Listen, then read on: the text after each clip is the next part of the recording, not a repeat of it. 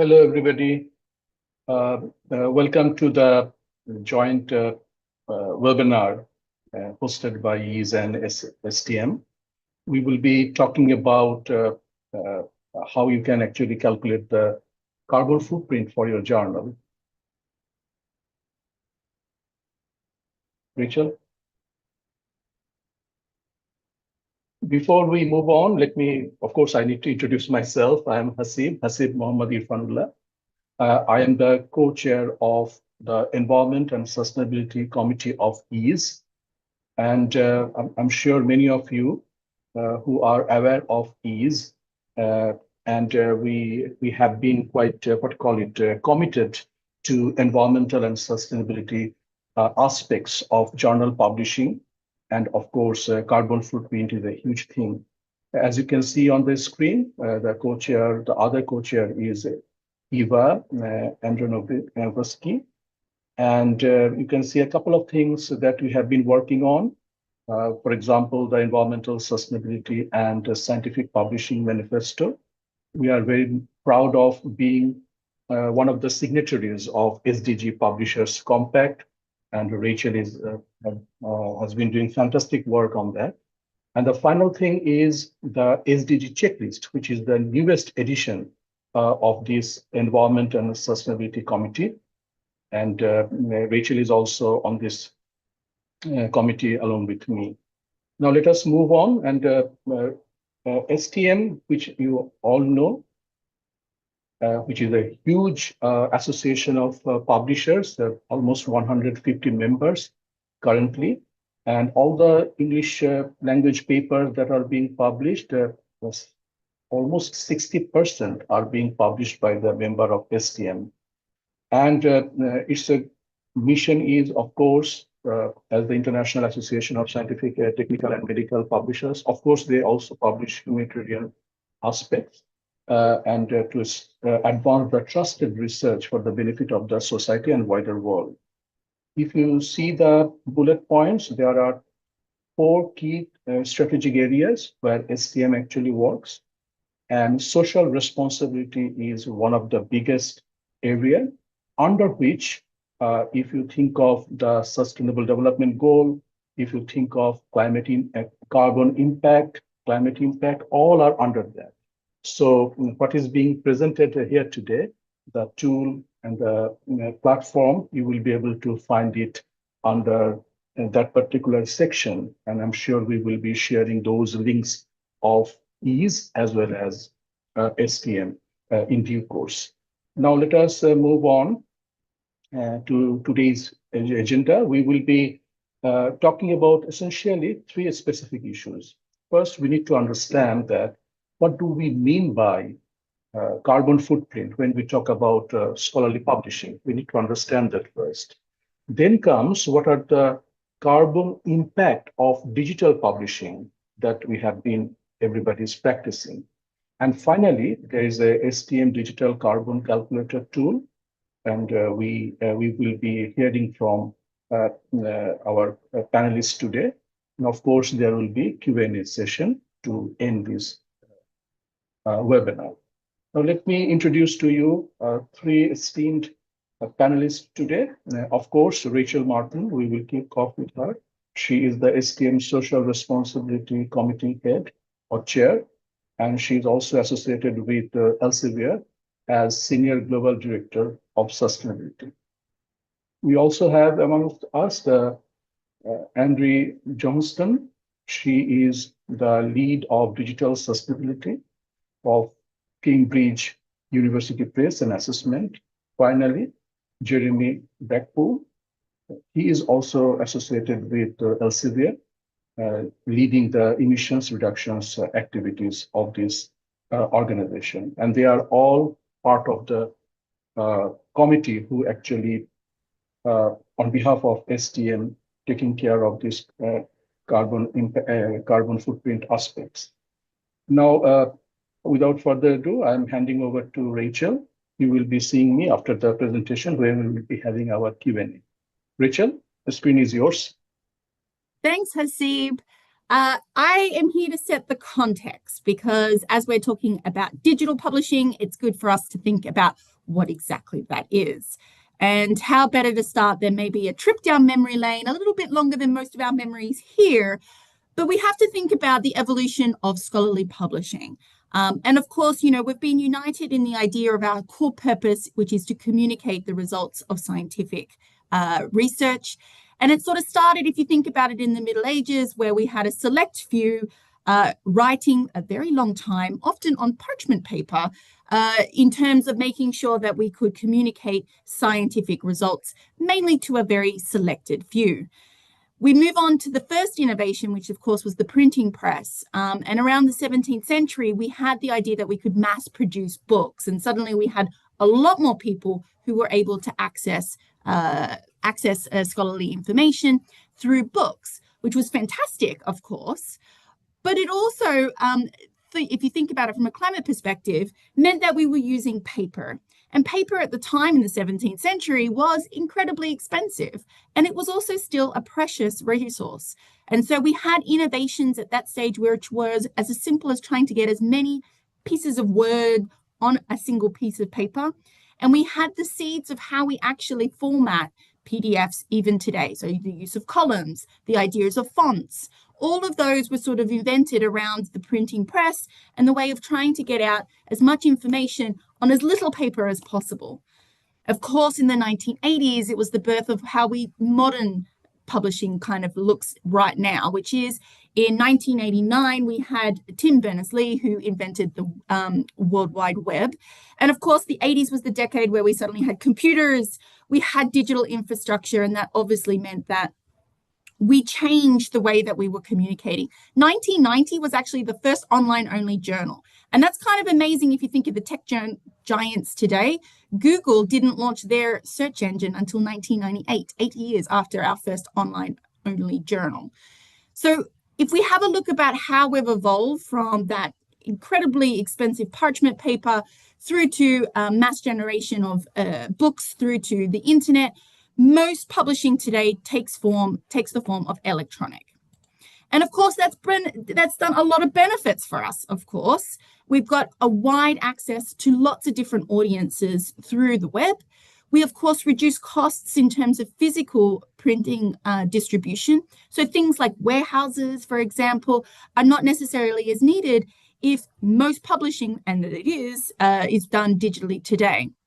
We also have done great innovations thanks to digital publishing, including improving the discoverability of research. So the invention and support and integration of persistent DOIs have been incredible about making sure that we can track citations. We're also able to link other types of data. So it's not just about articles, but it's about data sets. And of course, we can help readers be able to understand and extract those insights easier. So if you're a person with visual impairment, if you happen to be dyslexic or colorblind, there is a load of ways that you can get accessible formats. We're also able to integrate new formats like audio and visual. We have audio only and visual only journals that pop up.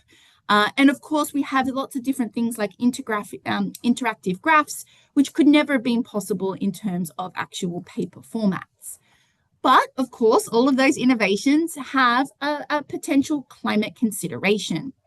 And here the situation is that print today still forms the majority of most publishers' footprints. And of course, formats are quite fluid. There's no such thing as a purely digital or a purely print product. If you think about it, we still have lots of people who might print out a PDF. And so we need to be thinking about that infrastructure holistically. And of course, when we think about these digital infrastructures, they also have a carbon cost. Data centers, cloud, all of these things, and Andri is going to go into that and give you an understanding of what that means, all have an impact. And so for us as publishers, there is this need to balance the benefits and opportunity and, of course, innovations that can come with communicating scholarly research with those considerations that we have around climate. And it's something that academic publishing have taken very seriously. There are some voluntary commitments that are up there. Haseeb's already mentioned the SDG Publishers Compact, but there are also initiatives that academic publishers have signed up to in the UK. There's Publishing Declares, There's also the Climate Pledge, which is all aimed at trying to accelerate our reduction of emissions and climate impacts. And of course, there's a lot of emerging standards and regulations. Anybody working in this space will tell you that there's a lot of work going on at the moment around science-based targets. There's also emerging regulations. So the TCFD, there's a lot of acronyms in this space, Task Force on Climate-Related Financial Disclosures, applies to a lot of publicly listed companies. The new EU regulations around corporate disclosures is also coming into effect. And there's emerging standards like ISO, which is looking at environmental practices as well. And all of these are being integrated through our organizations. But of course, it's very difficult to compare or to really think about, are we really moving the needle here? Because regulation is one thing, but it's very difficult to compare different publishers. You know, those regulations apply to the corporate reporting structures, very different to how we're looking at it if you're an editor or if you're working day-to-day on an individual journal. And so there was a real need, I think, within the academic publishing space is to think about, okay, what is the digital footprint? And how do we make sure that we're driving and doing the right behaviors that is going to make sure that we reduce, minimize, and understand the digital impact of the infrastructure that we have built? So I think the three questions for today, and which Andri and Jeremy are going to touch on, is what exactly is a digital carbon footprint? What does that mean? And then how do we balance the growth of some of the innovations that we can do around here with the need to minimize our environmental impact?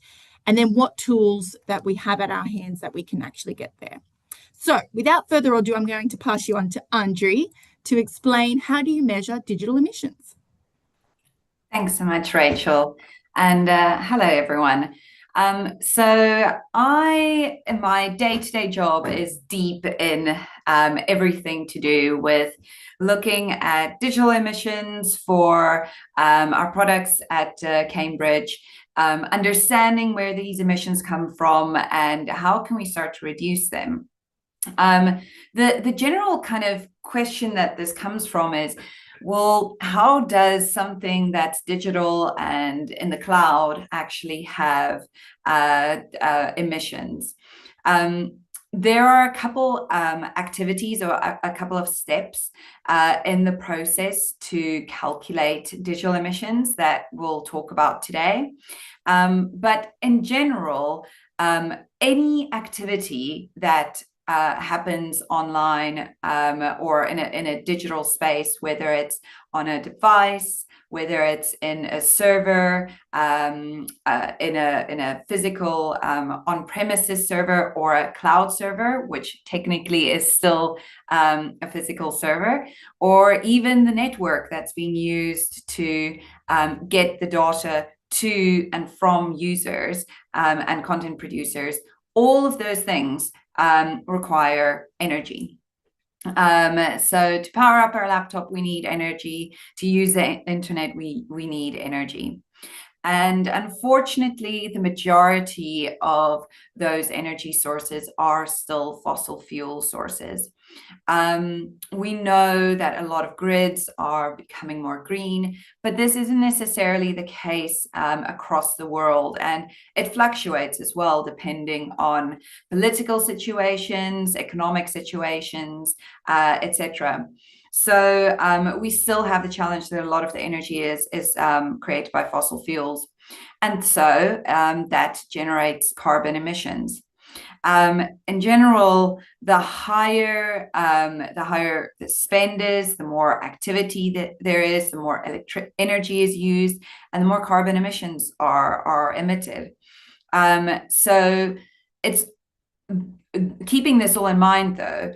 The goal is not to have less users when it comes to our products. As publishers, our jobs are to disseminate information. So we want more people to be able to access the information and the research and the content that we're producing. But we want to get to a point where we can also emit less emissions. So that's just something to keep in mind. Rachel, if we go to the next slide. So So something that when we personally started out on our journey around digital emissions, we found an amazing community in Dimpact. And through STM, we've worked with them as well. A number of publishers are already affiliated with Dimpact, and they have helped create a community and a tool that allows us to understand digital emissions, but also measure them. Now, the thing is, and that what Jeremy will touch on in a little bit, is that it can become quite technical. So really our aim with the work with STM has been to kind of disseminate and make it easier to understand what digital emissions are, and also easier on how to calculate them. If we think about what goes into actually driving energy use, and what are all the publishing activities that we need to consider when it comes to digital emissions, it covers the whole entire workflow for publishing. Everything from our content creation, the writing, the editing, the peer review, all of that is done on electronic devices. There's data being sent to and from. So all of that has a digital footprint. The storage of data and the cloud infrastructure is probably one of the biggest areas where our carbon emissions come from, that we have control over as publishers. So obviously in the academics publishing space, there's huge amounts of data sets that need to be stored. There is repositories that we need to make sure that our publications are in, and long-term storage and archiving. And that's not even to mention our publishing platforms. So these are things, though, that we have some control over. We can choose how to build our publishing platforms. We can choose who to host our content with, who our cloud hosting partners are, and we can set guidelines around what kind of multimedia to include, how to store data sets, etc. Another part that really impacts the digital footprint is that, as I've mentioned a couple of times now, the data transfer or the networking. This is pretty stable across different kinds of usages on the internet. But we also need to remember, as publishers who distribute content globally, network the powering of different internet networks across the world might emit different numbers of carbon emissions. So even though it might be generally accepted, especially in Europe, that networking is pretty stable, we do need to think about the fact that this isn't always the case across the globe. And then the part where the majority of our carbon emissions come from is our users. Those people logging onto our platforms and accessing all of the amazing content that we've produced. Unfortunately, them logging in also emits carbon emissions because of the energy being used. And as publishers, we have very little to almost no way of influencing or impacting or control over these emissions. We can't tell our customers what devices to use or use more energy efficient devices. And that's why we tend to fall back on what can we do around our platforms, our storage, and our cloud infrastructure. If we move on to the next slide, please. So if we think of journals specifically, what was really important for us, as I said, a lot of publishers have already been affiliated with Dimpact and using the tool, but it is a tool that was set up for very broad, general publishing workflows, as well as other media workflows.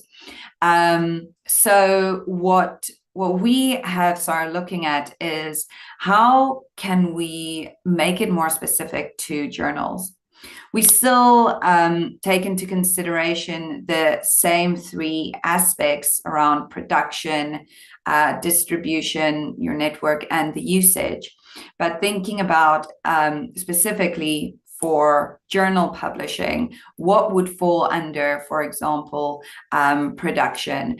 What kind of platforms are we creating? What kind of repositories, etc. So kind of building on what Impact has done, and obviously with their blessing and guidance as well, we've been going on this journey to create something a bit more specifically usable for journals. We go to the next slide, Rachel. Of course, we can't talk about digital emissions without talking about AI. And AI is, I mean, it's huge, and we need to acknowledge that there are a lot of benefits in the use of AI in the right way, when it's used in the right way. But it is no secret that there is a huge environmental impact to AI as well. We have seen numerous articles in the news about water usage, energy usage, reports that we potentially, even if grids become more green, the energy race due to AI is a very dangerous kind of knife's edge point that we're currently on. Generally, it's understood that the majority of carbon emissions come from the training and operations of AI. But there isn't a lot of information out there on what the full carbon footprint is of AI.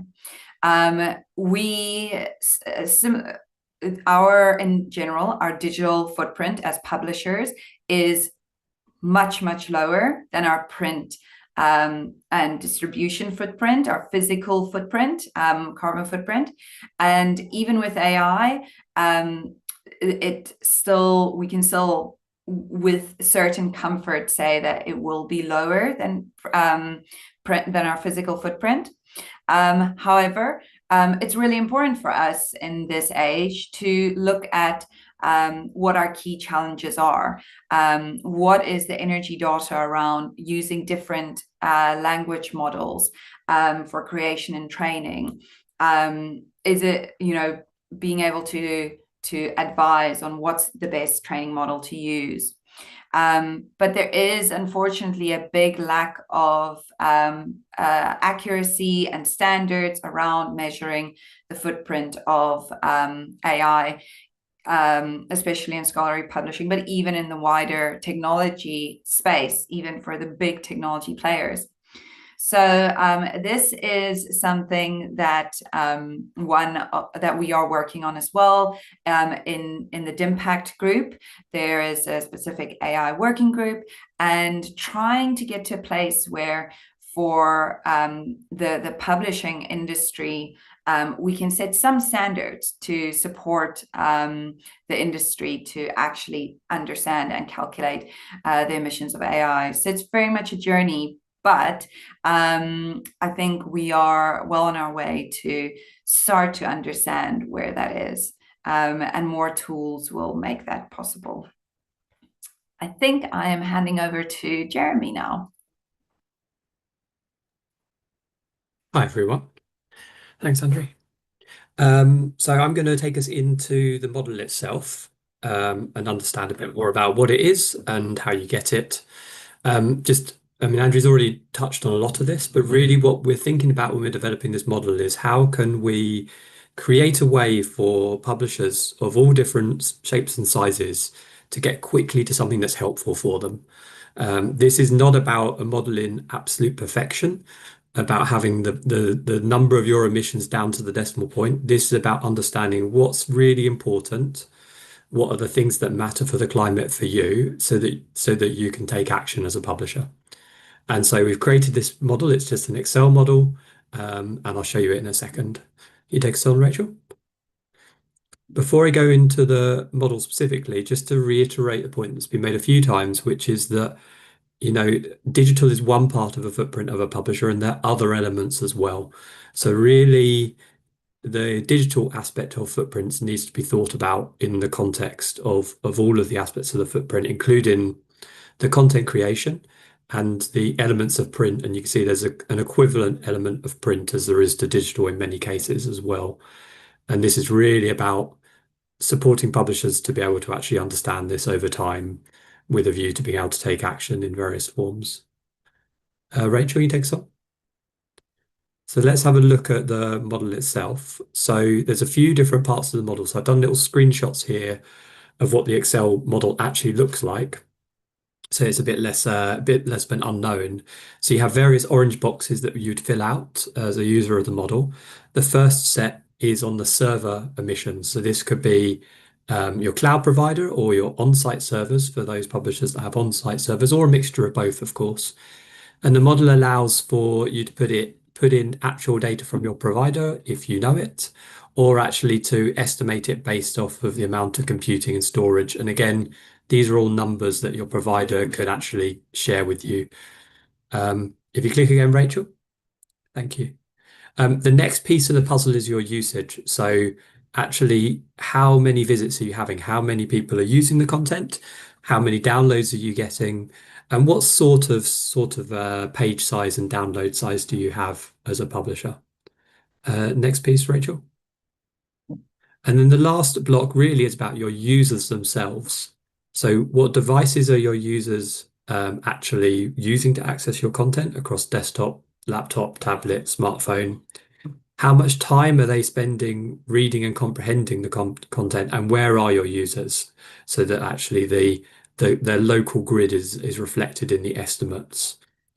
And all of this stuff, Rachel, if you click again, gets you to an estimate of your digital emissions. And it's split out into these four areas: the kind of on-site servers, cloud servers, network, so sending it over the internet essentially, and the user's devices, the energy the user is actually using to when they're reading and accessing the devices. One more click, Rachel, please, for this slide. Thank you. I should say that this all comes alongside a guide and a help document. There's not many fields here, but we still recognize that these aren't necessarily the most obvious things to find. So the guide helps you know where to look and who to ask in your organizations potentially. The other thing that's worth noting is that actually across a lot of these inputs, there's the word optional against them. So what we've tried to do is use, wherever possible, a sensible estimate based off of other publishers for this value, so that if you can't work it out, or it's too difficult, or you haven't got the time to work it out, you can already get to some estimates just based off of what's already sitting in the model as kind of pre-made defaults. So that's really, really great if some of this stuff looks very hard. So the actual core set of information you need to know, there aren't that many things you need to know to get to an estimate of your emissions. And we've really tried to focus it down on just the essentials here. The other thing the model does is it allows you to be able to take these digital emissions and chunk them up and assign them to individual journals if you have a portfolio. So if you have more than one journal, it can say your digital emissions spread across multiple journals, what they look like. Rachel, thank you. So yeah, so that's the tool. It's as simple as that, and you really can just go and request access online, and the link is there, and I'll put the link in the chat as well. And what we'd love you to use it, but also if you want to do more, we'd love to hear your feedback on the actual model itself, and we'll be asking for feedback from people who are downloading it so that we can continue to improve it as well. And of course, to participate in things like DIMPACT, as Andri talked about earlier, and also the continued development of these carbon calculators. So I think that's us, isn't it? We're on to Q&A now. Thank you. Thank you very much, all of you. It has been fantastic, the overview and the way we actually, from journals, we contribute to the carbon footprint and how to actually calculate, seeing through the whole chain, production, distribution, and use. Let me check the Q&A. There is Andrea. She's asking, in how far are the impact also considering biodiversity impacts, especially when WRT AI? Anyone would like to respond to that? Jeremy, do you want to take it? Should I take it? Well, I know we're both looking at this, aren't we? I can have a first bash and feel free to add. I think that we so with respect to AI as well. So I think the first thing to say is that a lot of the focus has been on the climate. And there's a reason for that, which is that I think a couple of things. First of all, it is obviously a very big issue, one amongst many, but it is a big issue. Also, the data maturity is better in the climate. So there's just more data available to actually be able to understand the impact and take steps towards addressing it. We are all really aware of the other impacts, biodiversity and water and land use and so on. I think what we'll see in the coming years is more data availability in these spaces as well that will enable us as an industry to be able to do a similar exercises in these areas so that we can understand it too. But for now, climate is a really good place to start. The other thing that's it's a bit of a general kind of rule that I find, which is if you do the right thing by the climate, you very, very often do the right thing by biodiversity, by water, by land use. So taking action on climate usually has a lot of other benefits beyond climate. So this is still a great place to start. And even if you can't measure the other pieces, it tends to kind of come along as a benefit when you do it. But Andrea, anything you want to add to that? No, I think you've covered all of it. I think, yeah. I think also just to say that DIMPACT is very much focused on the product side of the carbon emissions reporting, which makes it quite unique. So it's not about the entire kind of business operations workflow. It's to understand the product work emissions, which is quite unique and quite helpful as well if you're for us as publishers, where our products are so essential to understand what that is. So yeah. And maybe just to add on biodiversity, it's kind of an area that is only just starting to look in terms of regulation. So I know I sort of mentioned a few regulations. Those have been cooking up, I think, over the last maybe 20 years to get to the stage where we are now.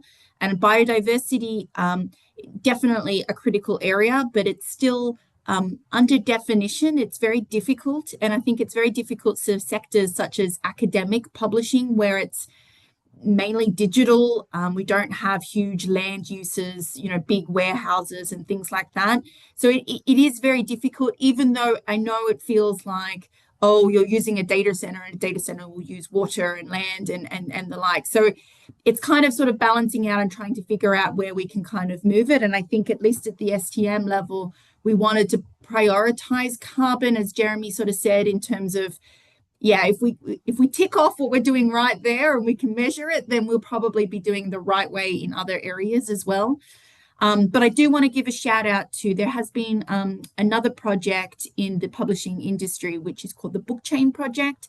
And they've done lots of work around other environmental impacts. So things like chemicals, inks, but also supply chain in terms of like human rights in there as well. So there's loads of things that we can get very expanded and to go down a lot of rabbit holes around. But I think we just wanted to take a bit more of a pragmatic approach on, what can we deliver that would be practical, insightful, and usable right now, and then maybe use that as a springboard to sort of think about these other things. Okay, thank you. Thank you very much. I have a quick question. While listening to you, Jeremy, I was just wondering that we know that from where or what are the sources, but is there any time dimension that we need to calculate it, say over the year or something like that?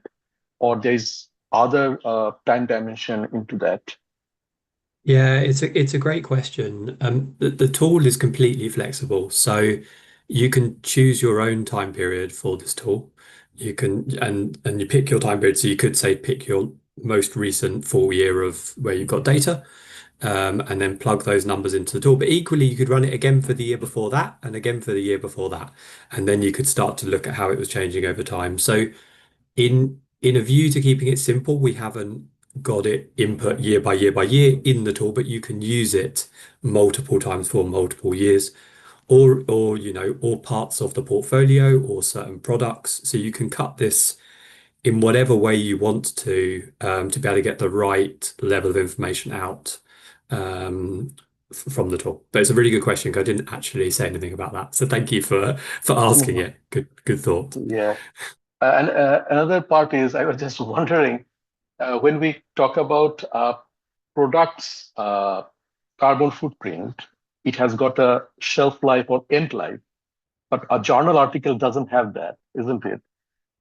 10 years later, 20 years later, 50 years later, we can download it by using our device.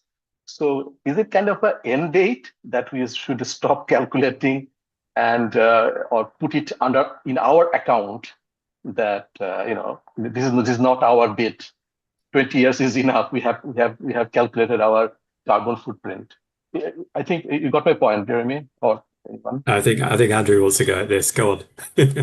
It is such a difficult one. It is such a difficult one because also if you think about repositories, you know, we have to keep things for how many years. It's very interesting. One of the other participants in Impact is Clocks, who obviously does archiving, and they started to realize that, you know, they have years and years and years of journals that have been stored, and they're not going to stop.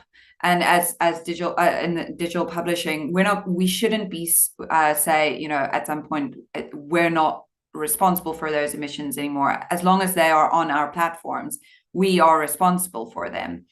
The tricky bit is that when it comes to downloads, so this is something that we've been grappling with a little bit in the STM group, is where does our responsibility stop when it comes to downloads because it obviously can be read online, but reading downloaded journals, because we don't look at the emissions of someone turning on a light to read a physical journal, but still we're creating this digital product that can be downloaded.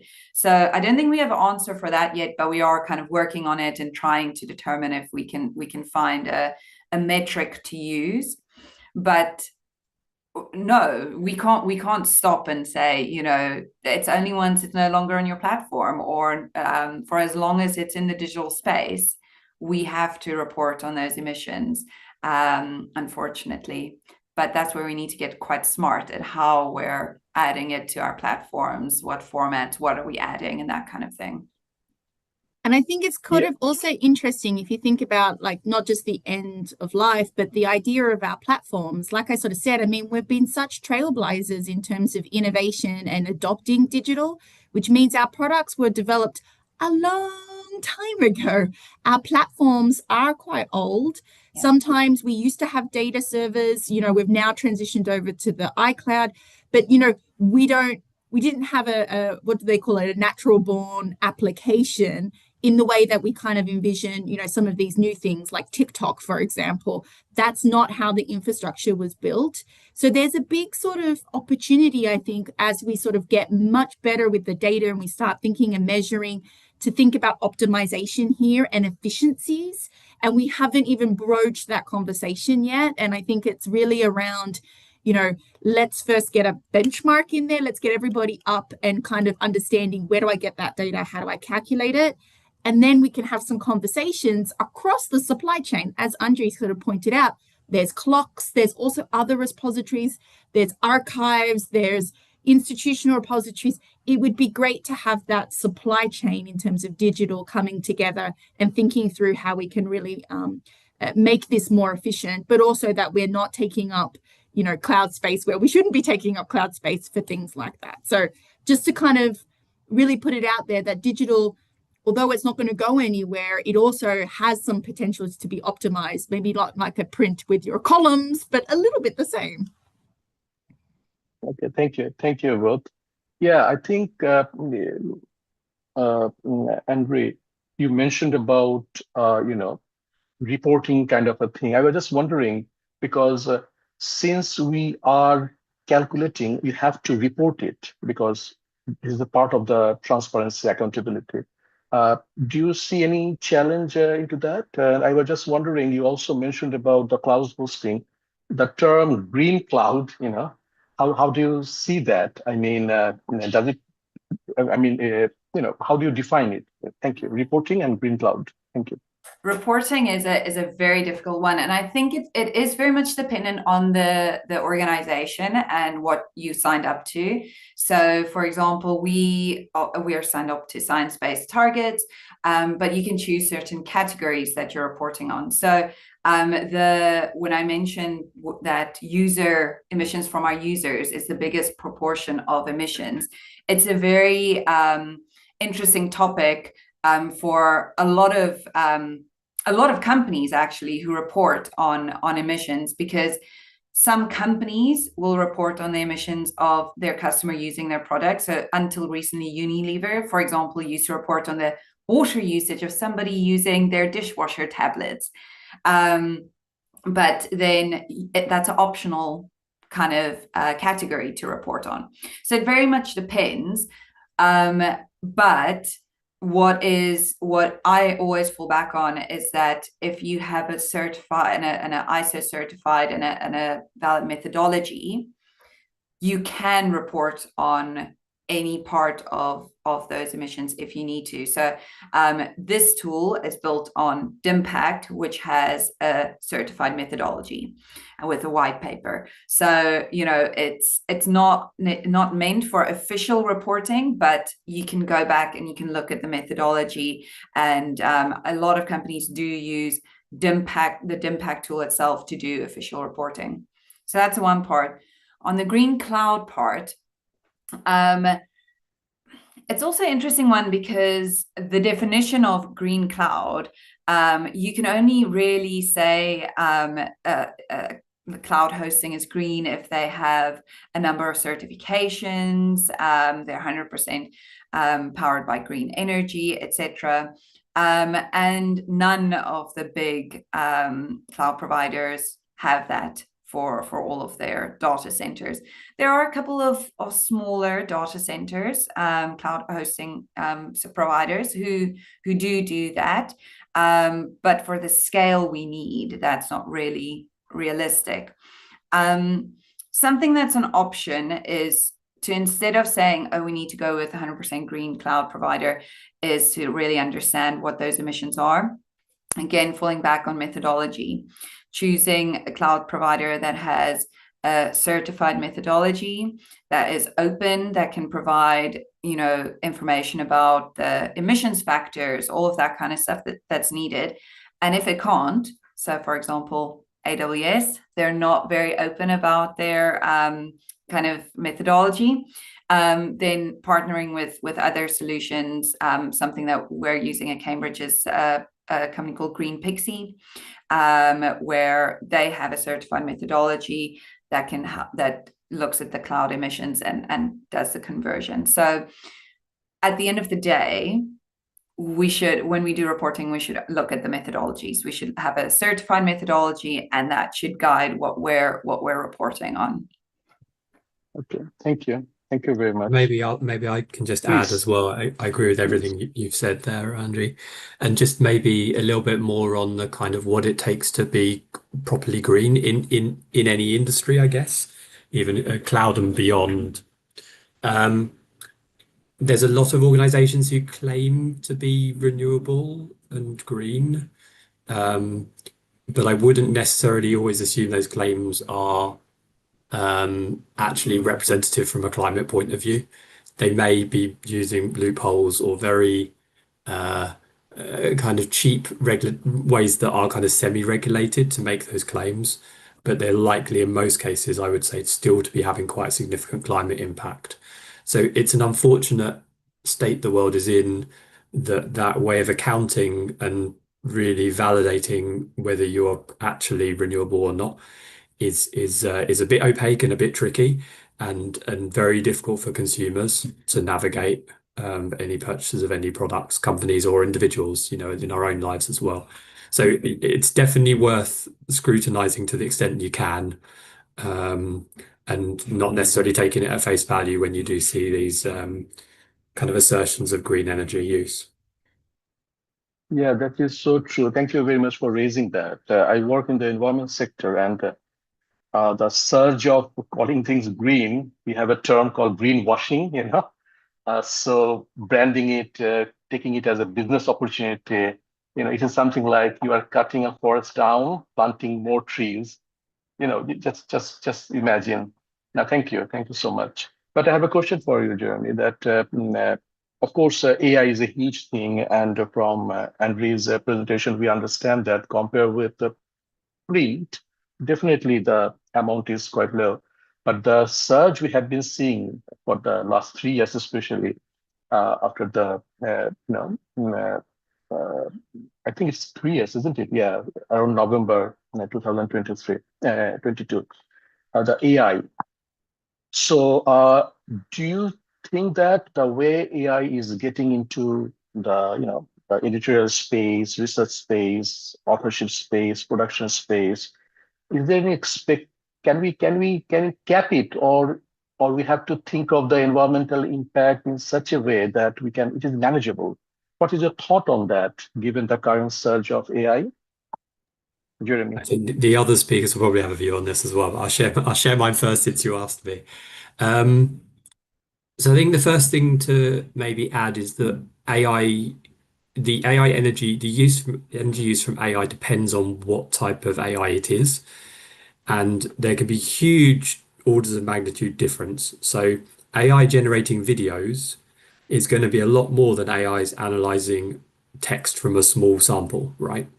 So not all AI is the same, and I think a lot of the things driving the global headlines in the news are some of the really big energy uses of AI across very big applications.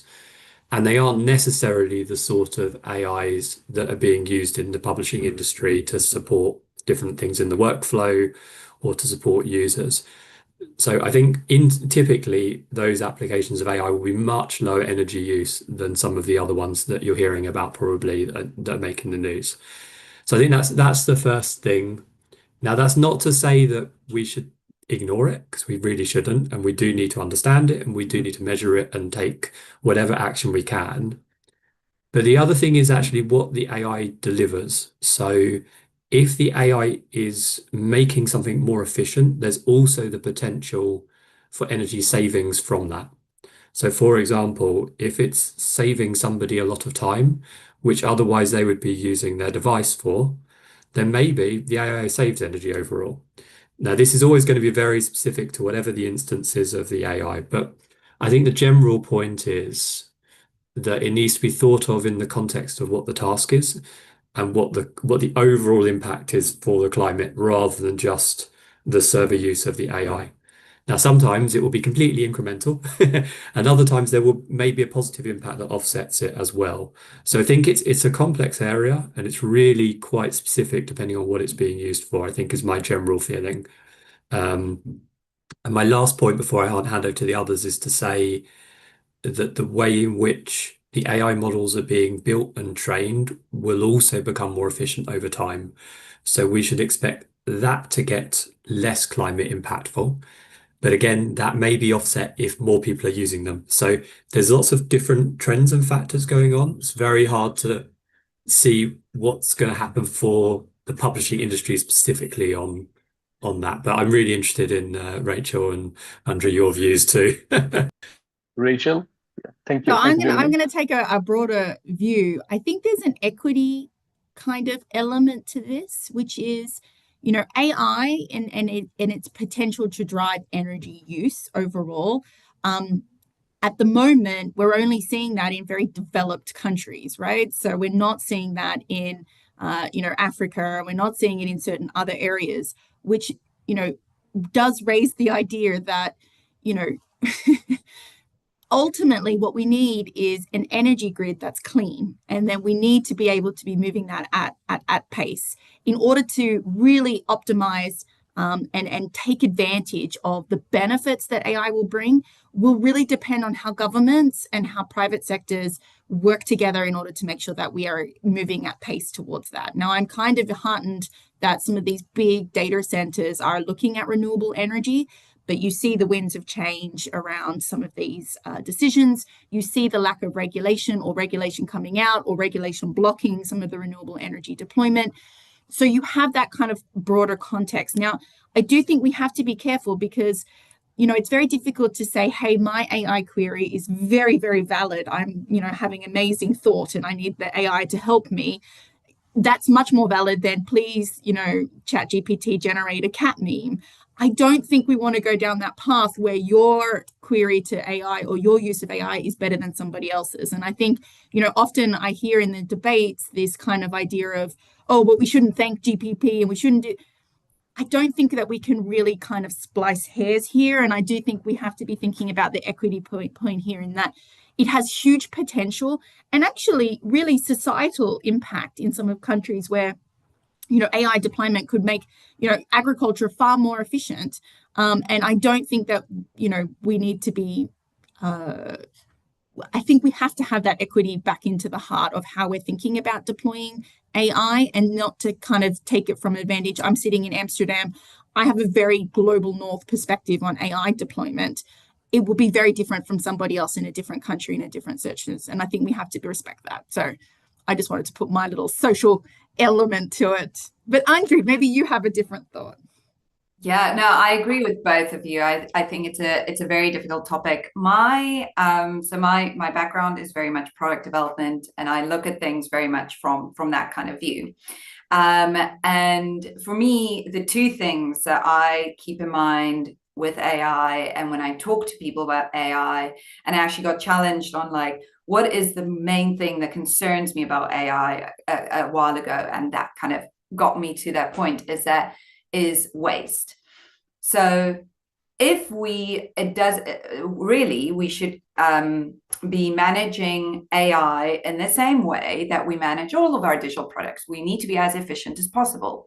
You know, we have developed what we call digital sustainability principles, and we're applying those exact same principles to AI. Obviously, you have some nuanced ways of doing that, but it's about efficiency. It's about designing for purpose. It's about designing for equity. So, but the key to all of that and to be more sustainable with AI is to not create waste.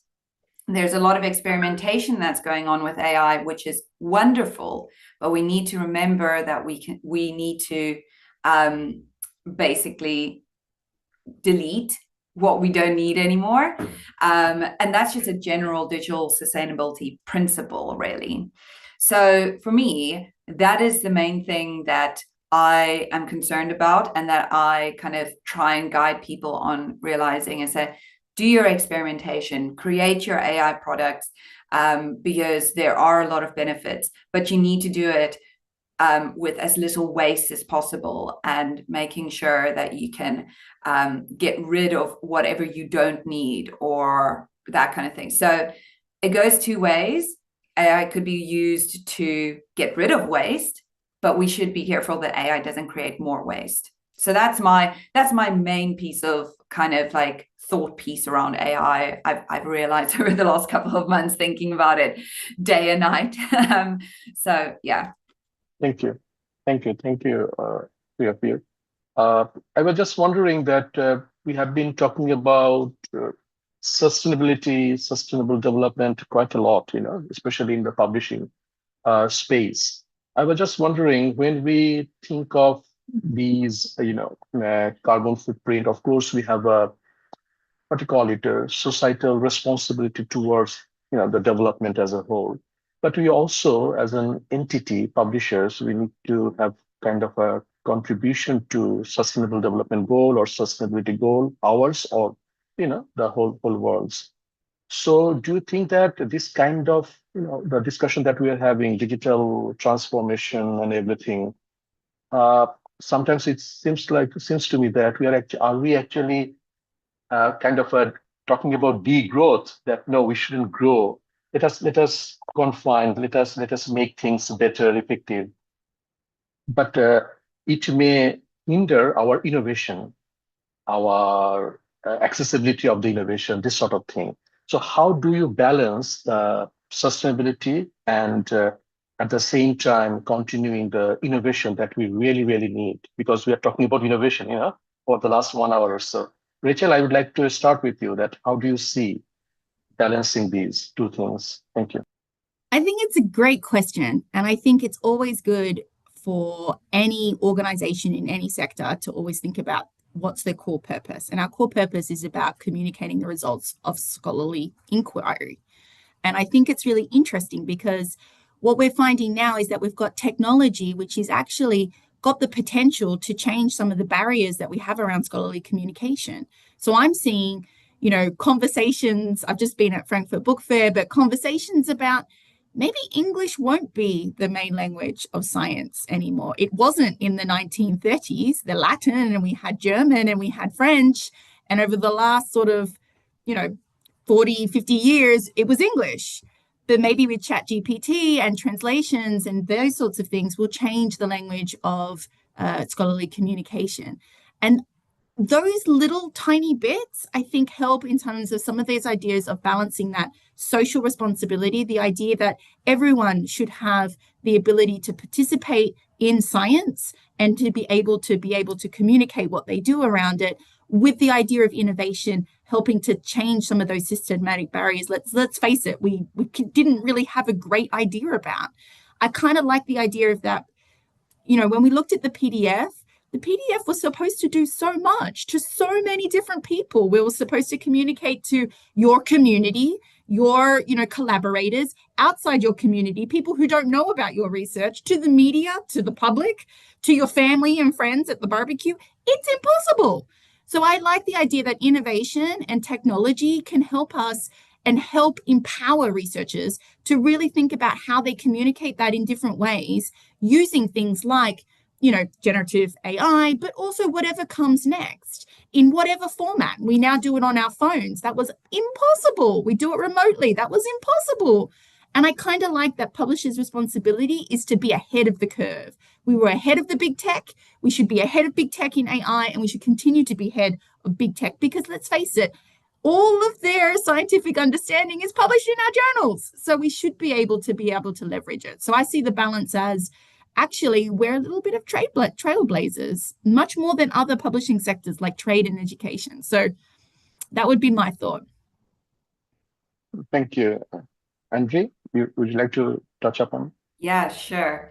So this is something that's quite close to my heart because I come from South Africa and I've seen kind of what the digital divide does look like, even in a country where you seem to think a lot of people have access.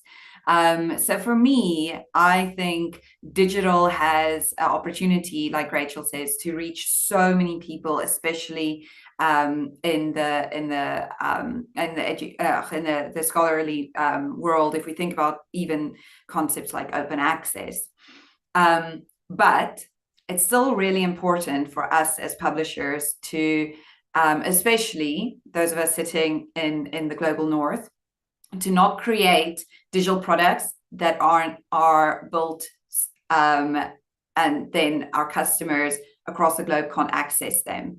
So what I mean by this is if we add so much extra content, for example, videos and media to a journal because we want to communicate more, the principle of that is great, but we need to consider whether a customer in sub-Saharan Africa with low bandwidth can still access that journal. Can they even access the core, which is the text?